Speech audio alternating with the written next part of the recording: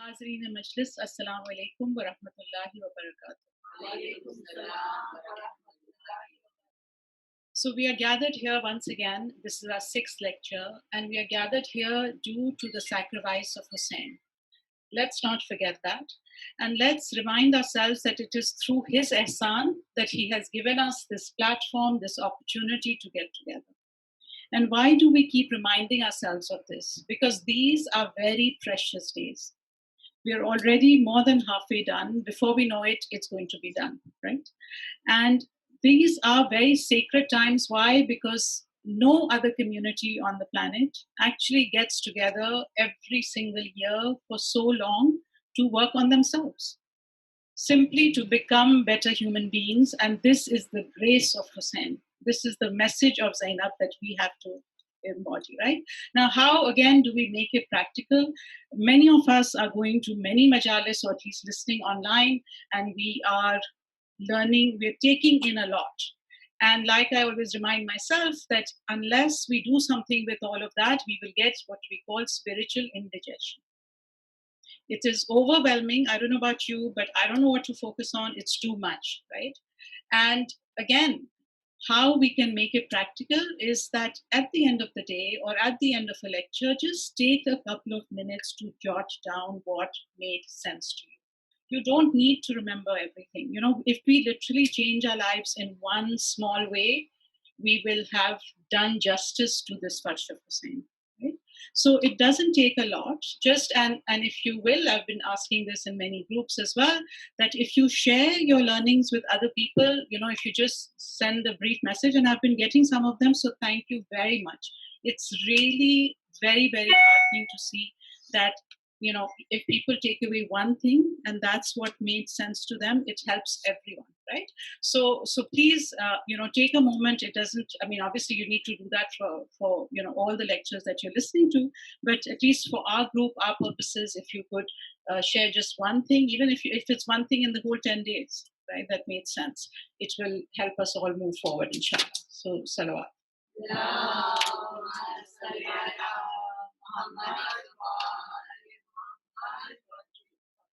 So we have been talking about, you know, we laid the foundation first on how we need to fill ourselves up, take care of ourselves. And that foundation was, again, to practice ihsan in challenging relationships.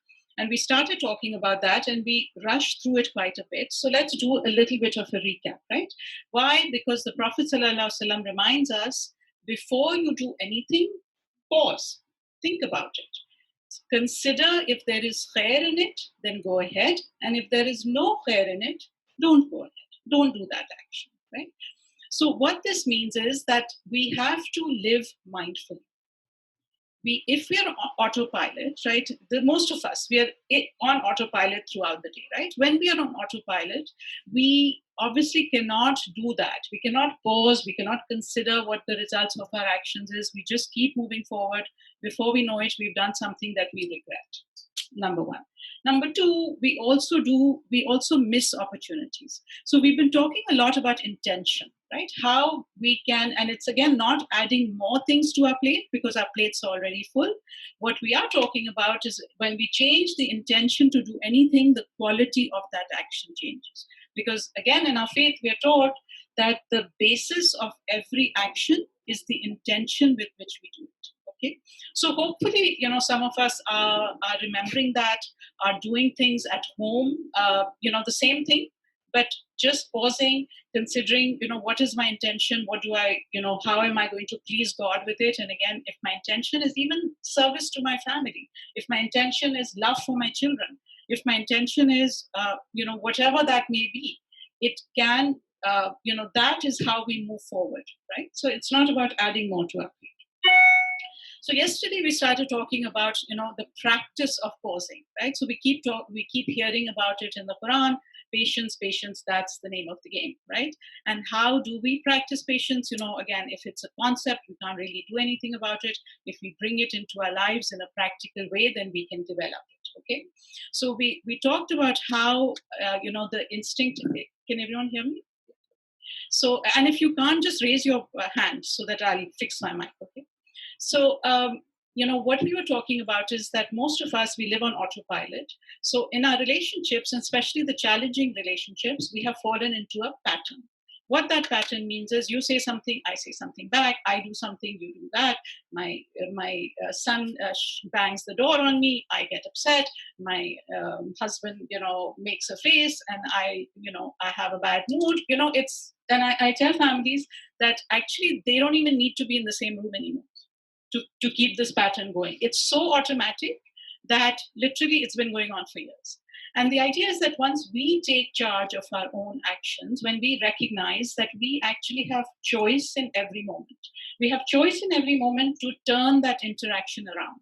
Okay. And when we do that, the thing with the system is, so if you know about anything about system theory, the system is finely tuned. Everything works according to how it is. If you change one part of the system, then the system changes, right? And this is how we have influence over our own lives. Very often we say, other people need to hear this, my family needs to hear this, my spouse really needs to hear it, my children need to hear it. But here's the thing, they're not here.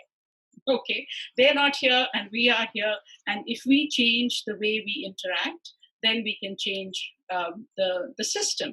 And is there a guarantee, by the way? Is there a guarantee if I start taking charge of my life, my life will magically work out and everyone will be this happy, la la la and family? No, it doesn't, right? That's not the point. The point is that when we take charge of our own selves, we are at pause in our lives. First of all, we are doing what we can, which is the only thing we're responsible for. We're not, even the Prophet ﷺ is not responsible for anything else except delivering the message, right? So remember, we talked about our job, their job, whoever they is, right? And God's job, right? Allah's job. And as long as we stay in our business, as long as we do what we can, that is the only thing that's asked of us. Okay. So, and we also start talking about why it is so easy to react. It is easy to react. Why? Because we have two instincts in the human soul. Okay. We have the instinct of survival and we have the instinct of transcendence. What does this mean? The instinct of survival is what helps us stay alive. So we have that instinct of fear, we have that instinct of being on guard. This is what we call a tabai nature in spirituality, right? Tabai nature means that if you attack me, my instinct is what my body will automatically prepare for fighting. That's automatic. I don't need to think about it. That's the same instinct that the animals have, right?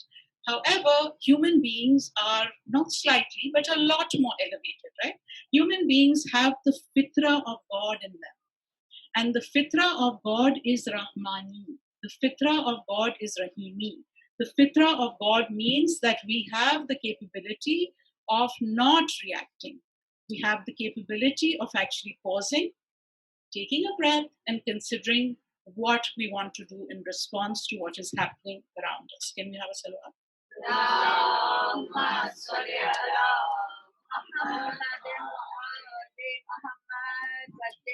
So there's a beautiful hadith from Imam Baqir alayhi salam which says, there is no intelligence like the opposing of desire. There is no intelligence like the opposing of desire. What does this mean?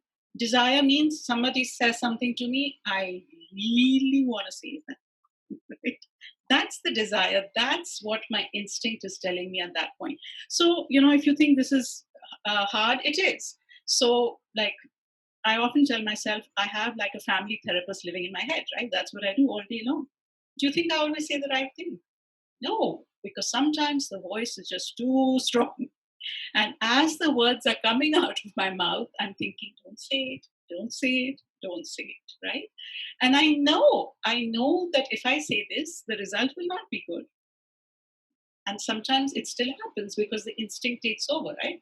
Because what happens is, again, our rational brain is offline. So the meaning of pausing is simply to bring our rational mind. And when I'm talking about the rational mind, I mean guidance, I mean our values, what we have been taught, what we believe. When we pause, we allow that to come back online. Okay, again, a lot of science behind it. So we did a little bit of of the steps. The first is obviously I need to recognize the trigger. I need to recognize that when this happens, this always happens. So when my child bangs the door on me and walks into their room, I will get upset, and there's a whole string of emotions and thoughts that go through my mind, right? Instead of going into their room and screaming at them like I always do, pause.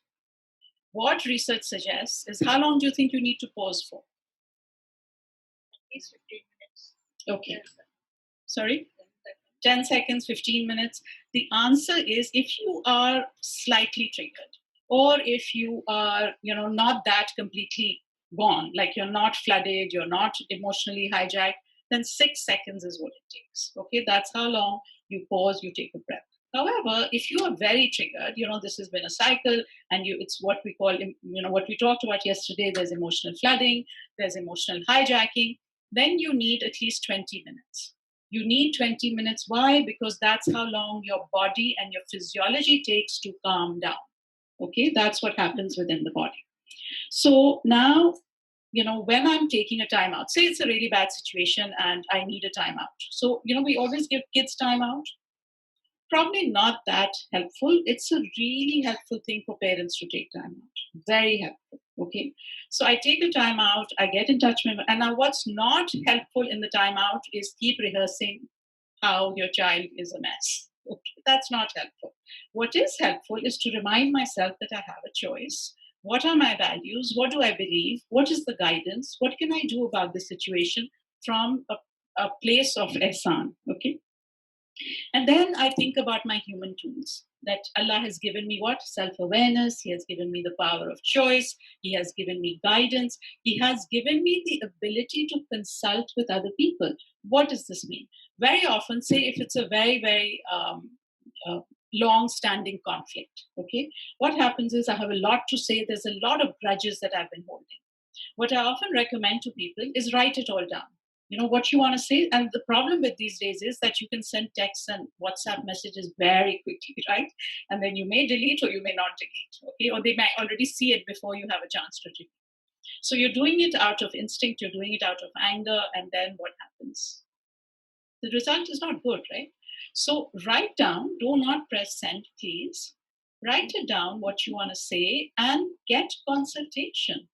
Ask. So I will very often do this. If it's a work-related thing, I will call somebody, who I trust at work, and I say, what, I'm really upset about this. This is what I want to write. And they'll tell me, what, this sounds okay. No, leave that out. Now I really, really want to say it. But it's not going to do me any benefit. It's not. So what's the point, right? The point is I'll feel good in that second, but my relationship will suffer for sure. Okay. So get consultation and then act. And how do we test? Ask yourself, what will please God? What will please God in this situation? And one of a prayer that a very dear friend of mine taught me, and I was going through a challenging time with somebody, and they said, and I said, what? I don't know how to deal with this. It's a very difficult situation. And she said, just keep praying that God be pleased with you and God be pleased with them. Isn't that beautiful? So God will be pleased with them. Why? When they do the right thing, right? And God will be pleased with me if I do the right thing. And we saw yesterday how, we have the chance to transform relationships. And this month, the Farsh of Azar is the miracle. It really is the miracle. How many people transform their lives just by listening to one majlis and, of course, putting it into action, right? So what is going to please God? And also what's going to make me feel good about myself? What people regret the most, it turns out? Sometimes like we really want to say things, we want to argue, and it doesn't make us feel good. It makes us feel yucky, right? Why? Because remember the internal GPS, remember our conscience? It's designed, it is Allah's gift to us to keep us on the right track. So when we're going off track, its job is to make us feel yucky. So if you're feeling yucky, instead of ignoring it and eating chocolate, right, we need to pay attention. We need to pay attention. Why am I? Because I'm not living my values. That's why I'm not feeling good. One of the easiest ways towards well-being is to live your values, to live in alignment with your values. It's a hard life, but it's a peaceful life, right? So that's what we aspire to. Also, it's helpful to develop a mantra. You know what a mantra is, right? An affirmation or something that you say again and again and again. So I just keep repeating this verse. Repel evil with kindness, repel evil with kindness, be kind, be kind, be kind, choose kindness. So again, when the whole family is together, it's an intention. Like every morning, I will tell myself, okay, because you fall off track and your kids call you out on it, right? Mama, don't come into my room if you're only going to be negative. And we think we're being so helpful, right? We think we're giving them so much helpful feedback. That's not how they're taking it. So, okay, remind yourself today I'm only going to say positive things and see the difference that it makes in your family, right? It's a huge thing. And then lastly, of course, press play. So you've put yourself on pause. Once you've gone through all of this, you act. Now, the biggest question that comes up is, oh my God, this takes so long. It's not realistic. Okay. And is it challenging? Yes, in the beginning, you fail more times than you succeed, right? And the idea is even when you have messed up or you've said something or you have not lived up to your values, just take a pause and still do this exercise. It's really helpful to do it in retrospect, right? When you do it in retrospect, your mind you are role playing. You are actually, when you do things often enough, it gives your mind the blueprint of what to do next. So it becomes automatic. So the more you do it again and again, it will become automatic. Okay. And I really love this hadith when I came across it. It says Imam Ali alayhi salam said, Allah.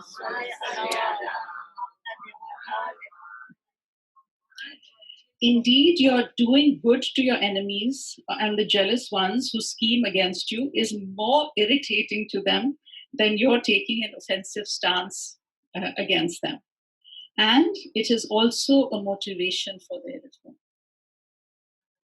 So remember yesterday we said that, in the Quran, the ayat was what? That when you repel evil with kindness, the person who is against you becomes as if it were a warm friend, right? Sometimes despite themselves, like in the beginning, they may get really irritated. They don't want to know you because like, why are you behaving this weird way, right? But eventually people soften. Because remember, what we said was the people of understanding recognize that, when people are sort of acting off, it's usually because they're upset about something. It's not about you, it's about something that's going on in their own head. Hurt people, okay? Now, this is in the moment. However, we need to do a little bit more. If we want to get really good at responding rather than reacting, what we need to do is we need to develop some practices even outside the situation. So the example that really resonates with me is when you're learning how to play tennis, you don't go to Wimbledon center court and practice, do you? How do you start in your backyard, right? You first practice your backhand, you practice your front hand. So if you are only going to practice these things in the middle of conflict, it's going to be very, very hard. So when I'm working with families, they will often say, yeah, so I did some deep breathing and we were fighting and and it worked a little bit, but it didn't really work. And I'm like, yes, obviously it's not going to work. It's not a Tylenol. It's not a Tylenol. It's a vitamin. What's the difference? A vitamin is something you take to build up your resilience, right?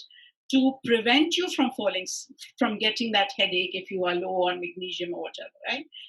A Tylenol is something you take in the moment to cure the pain. This is not a Tylenol.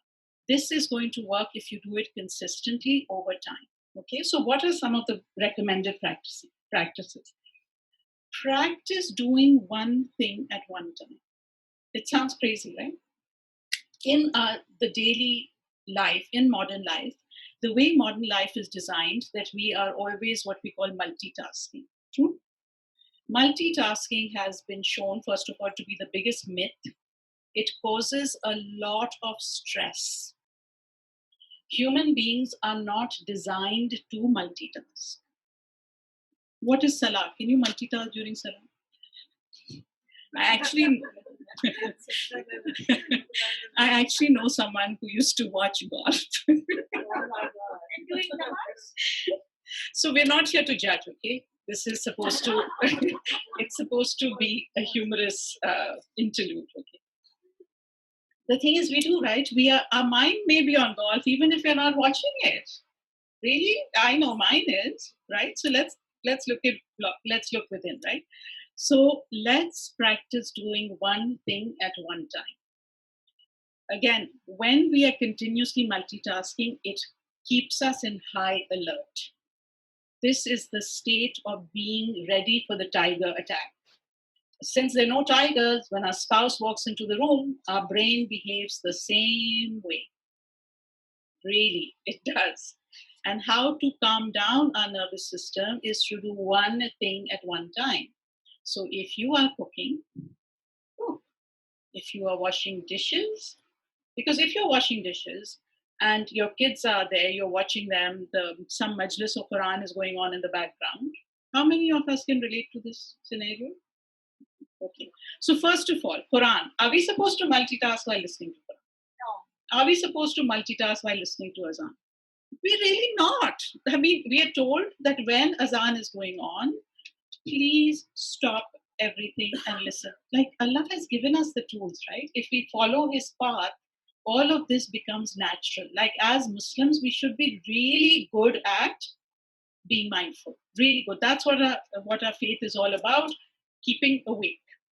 The Prophet tells us when people are asleep and when they die, they wake up, right? And the task of human beings is to wake up, become conscious while we still have a choice, while we're still in this plane of existence. So do one thing at a time, reduce inputs. Too much. It's too much. Too much news, too much social media, too many majlises sometimes. I know this, I might get assaulted for saying this. But if you are listening, again, coming back to the same thing, right? If you're listening to majlises and then being irritated with my child because I have no more brain cells left to focus on anything else and my family is suffering, is that what Imam is teaching us? No. What the faith teaches us, do little things, do them with the best of intentions and act on them. Okay? And then silence. Spending time in silence. Same thing. If you reduce inputs, so sometimes people think, okay, I did silence. Okay, what do you mean by silence? So I put off the radio, I put off the iPod, and what were you doing instead? I was looking at my WhatsApp message. That's not silence. That's not. Silence means no input, no output. Peace, right? Not reading, not looking at anything, not listening to anything. It's not only not speaking words, but silence, that's what it means. When we are used to spending time in silence, our spirit is allowed to grow. What we are taking in is allowed to integrate. We build those muscles of responding rather than reacting. Make sense? Okay, can we have salawat?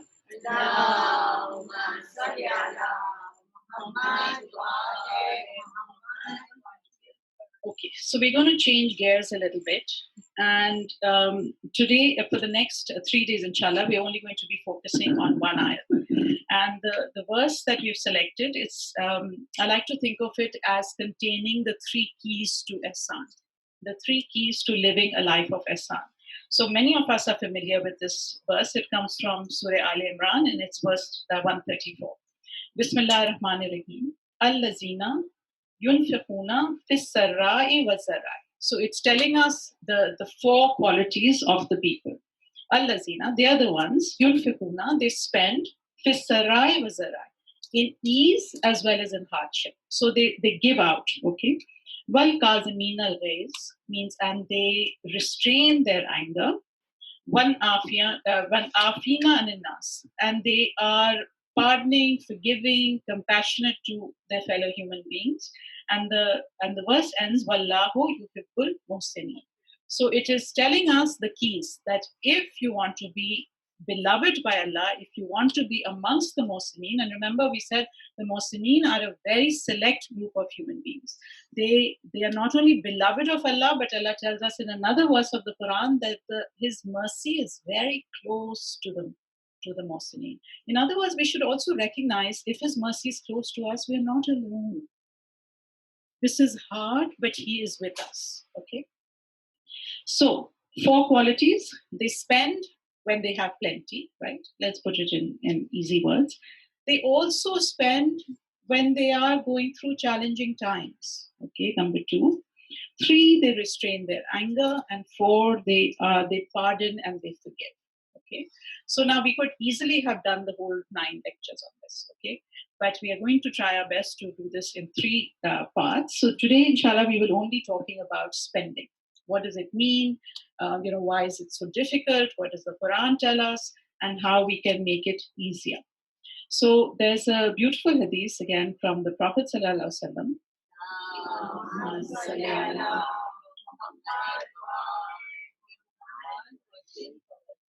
La yasluhu dinakum illa as-saqa wa husnul khulq. Nothing shall ensure the welfare and interests of your religion, and nothing will perfect it. Nothing will perfect your deen, nothing will make it whole, illa, except saqa wa husnul khulq. So, means being generous, being generous, and we of course talk about what that is, and having husnul khulq, ihsan, living a life of ihsan, what we've been talking about. So, spending, giving out is extremely closely related to living a life of ihsan. Okay. There's another hadith which says Allah loves an illiterate, generous spender more than a miserly scholar. Now, this hadith makes sense given that scholars are the most esteemed. Like we know, the first thing that Allah tells us is to learn. He tells us to learn from cradle to grave.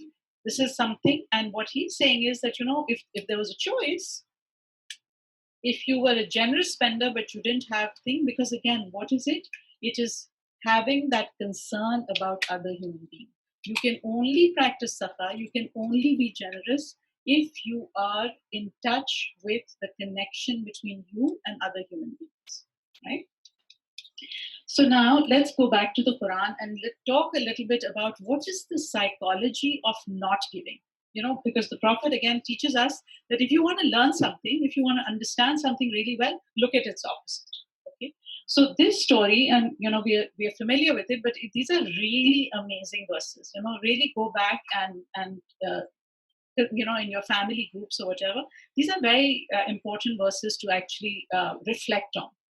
So this is from Surah Qasas, and it is the story of Harun. So verse 76 onwards, it says, surely Harun was of the people of Musa, but he rebelled against them. And we had given him of the treasures so much that his hoards of wealth would certainly weigh down a company of men possessed of great strength. And we've all heard the story of Harun and his treasures, right? When his people said to him, do not exult, surely Allah does not love the exultant, right? In other words, what Allah is telling us here, that wealth, resources without humility and without the connection to God is a very dangerous thing. And by the way, when we talk about materialism, it becomes extremely clear that this is actually very true, whether or not you are of our faith or any other faith. Okay.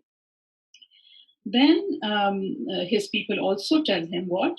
Seek by means of what Allah has given you the future abode. In other words, use what you have been given to invest wisely. Take your resources and invest them where they're going to get a good result. Okay, like this is, I'm paraphrasing now, obviously. And do not neglect your portion of the world. And wa ahsan kama ahsanallahu ilayk.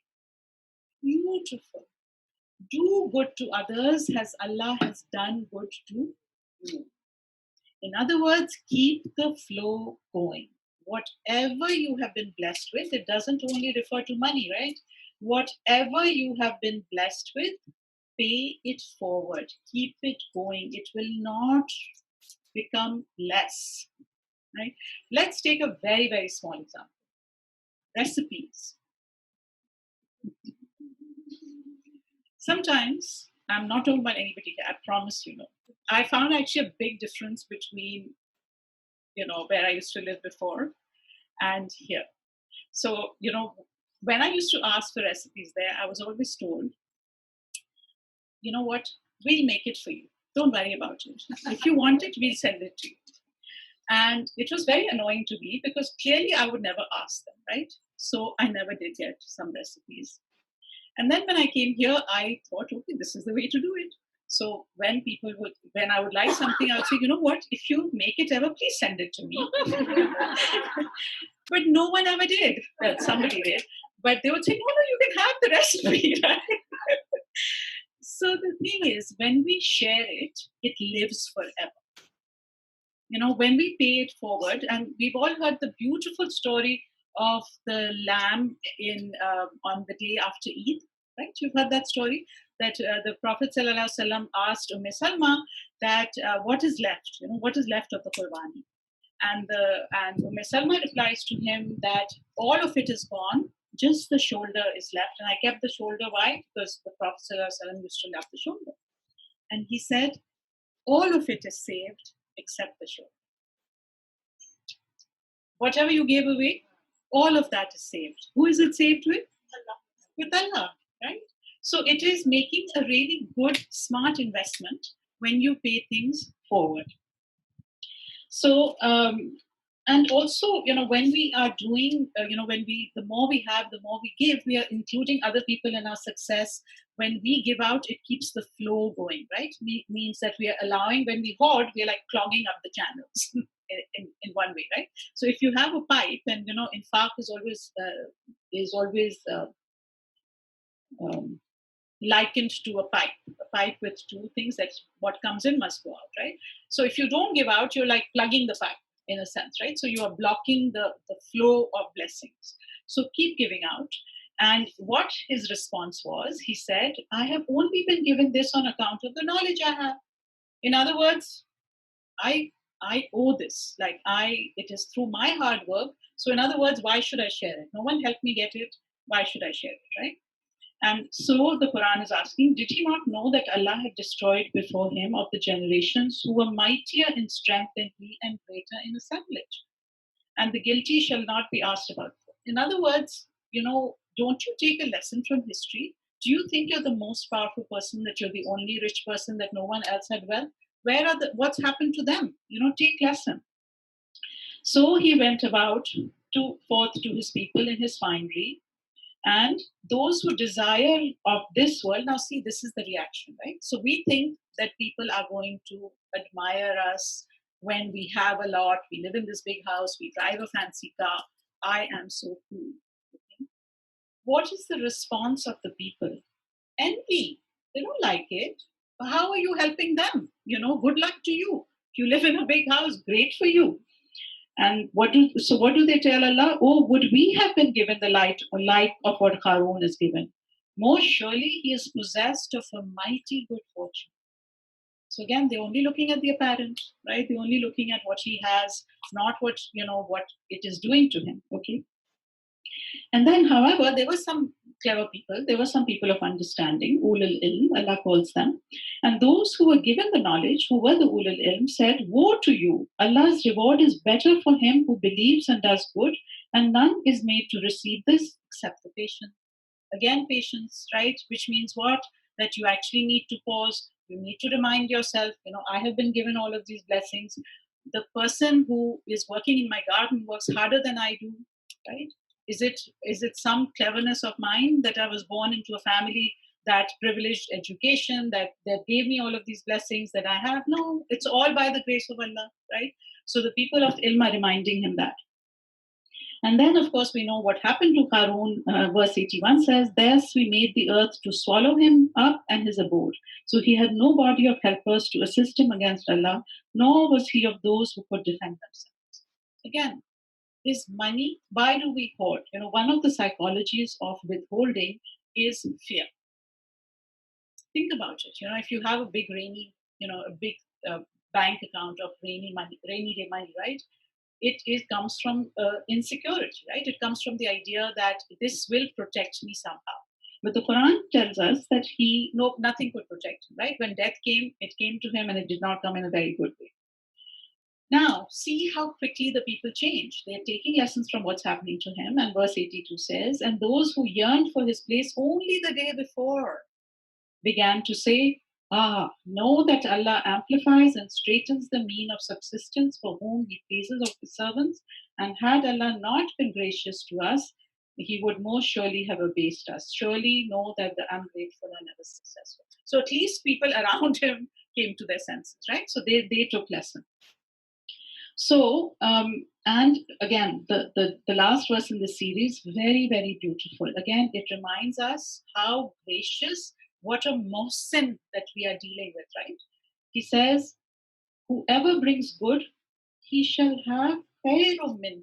He will have better than that. You are dealing with an entity that's not going to keep your qarza. You give $10 with him, you deposit it with him in charity, you will get back multifold blessings, right? But whoever brings evil, those who do evil shall not be rewarded except for what they did. Okay. So, what does this mean? And many, many ahadiths which tell us that wealth can be either a blessing or a curse. We can use the wealth to gain the hereafter for sure. Wealth is a blessing. It is a blessing. However, when it turns into materialism, when it turns you away from God, when it makes you feel that you are the source of these blessings, that it is due to your hard work, that other people should not have an entitlement to it, that's when we are in trouble. So, and by the way, it's not only about giving to others. You know, charity, as we say, it begins at home. You know, sometimes we even don't want to, and this is a conversation that, you know, many children who are waiting, astaghfirullah, for their parents to pass on. Why? Because the parents have withheld from them. And the parents might be doing it with the best of intentions, thinking that they're going to spoil the children, right? However, reality is that if you are a person of means, your children know that.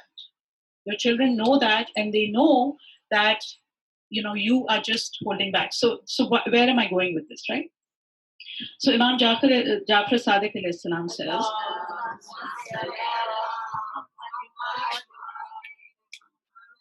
such people, like referring to people who don't even part with it for their own, like they say, the highest form of bukhl is when you don't even spend on yourself. You don't spend on yourself and you don't give it to others. You're just like the bank balance is going up, right? Such persons practice misery as a safeguard against some imagined future adversity. Means they're imagining that, you know, rainy day aayega to hum log ye istemal karenge. But before you know it, their life is over. And it is ironic to see them inflicting upon themselves by their own hands the same hardships which they're guarding against. So, in other words, they are doing this thinking that we will do better in the future, but what's actually happening is that they are not happy in the present and they're not happy in the future. Again, Imam Ali's wisdom, so beautiful. We could just spend the whole hour on this. He says, what you have already given was destined for those who own it now. In other words, Allah had written the risk for those people, so you didn't do any favor. It was already destined for them, so you gave it to them. What you have held back is for those who will inherit it after you, right? After you're gone, it will be the property of those who inherit. And what you have now, you have no power except to become arrogant by it. How much do you strive to seek this world to make claims? Do you wish to impoverish yourself and enrich others? What is he saying? He's saying by practicing this withholding, by not being open-hearted, by not being generous, you are actually impoverishing yourself. Okay? So what this teaches us, and what the research on, just somebody keep me on track with time. I forget to see when we started. So, what research on money shows is that having more money does not automatically make you more generous. Just this is what research shows. The paradox, and they call it the paradox of generosity. The paradox of generosity is that when people give more, they're happier. And we talked about how ihsan is related to our well-being, right? In ahsantum ahsantum lianfusikum. So Allah reminds us that when you do ihsan, when you're doing good to others, you're doing it for yourself. So people are happy, but why do they not do it? Why don't they give more? Because they overthink it. So the instinct happens, Allah, provides this guidance, give. What happens? Our brain gets into the picture, our ego gets into the picture, we second guess, then we begin to fear what will happen, what will I do, what will my children do? Those are the things that come in the way. However, very interesting, the psychology of generosity also shows that, like happiness, if you want to chase happiness, you're not going to be happy. If you do it because to be happy, you're not going to be happy. Simply, if you do things so that you will get these positive results, you don't get them. You only get them when you do it out of a pure generous spirit. However, what psychologists say that when you make a habit of giving, right? So say you're not feeling generous, you just like you want to hold on, and when you're paying that bill in the restaurant, like you keep thinking, okay, 10%, why should I give 10%? And no, 15%, that's not for Allah. Why would I give 15%, right? What happens is if you make a practice of giving, right? If you just automate it, right? You just tell yourself, okay, 20% no matter what. Okay. When you start doing that, it actually makes you more generous, it makes you more open-hearted, and when you begin to feel the positive impacts of it, you are likely to do more. Okay.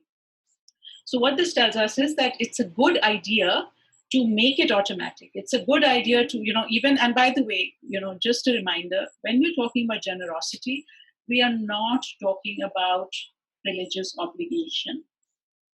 We're not talking about things that you already have to do. We're not talking about taxes. We're not talking about zakat. We're not talking about khums. We're not talking about fitra. Those things you have to do regardless.